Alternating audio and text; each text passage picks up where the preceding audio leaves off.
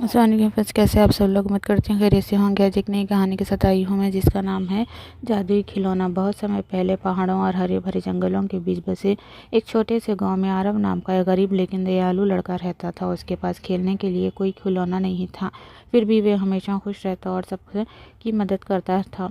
एक दिन जंगल में लकड़ियां इकट्ठा करते समय उसे एक पुराना लकड़ी का खिलौना सैनिक मिला। जैसे ही उसने उसे हाथ में उठाया, खिलौने की आंख चमक उठी।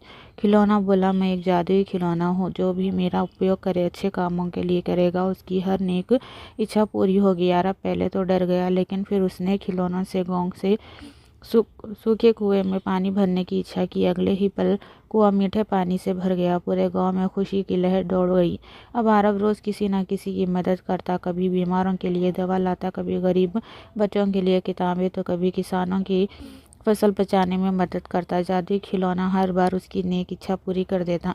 ये देखकर गांव का लालची जमींदार उस खिलौने को चुराने की योजना बनाने लगा।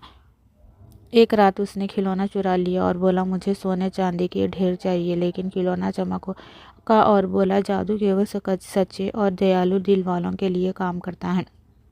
अचानक सारा सोना धूल में बदल गया और जमींदार की हवेली के दरवाजे बंद हो गए। डर कर उसने अपनी गलती मान ली और खिलौना वापस आरव को लौटा दिया। कुछ समय बाद खिलौना बोला, अब इस गांव में सब लोग एक दूसरे की मदद करना सीख गए हैं, मेरा काम पूरा हो गया। इतना कहकर खिलौना सुनहरी रोशनी में बदल गया और आसमान में गायब हो गया। लेकिन जाते जाते वे पूरे गांव के लोगों के दिलों में दया, प्रेम और सहयोग की भावना छोड़ गया। उस दिन के बाद गांव हमेशा खुशहाल रहा, क्योंकि लोगों ने समझ लिया था कि सबसे बड़ा जादू किसी खिलौना में नहीं, बल्कि अच्छे दिल और नेक कामों में है। सच्ची खुशी और सबसे बड़ा जादू दया, ईमानदारी और दूसरों की मदद करने में छिपा होता है।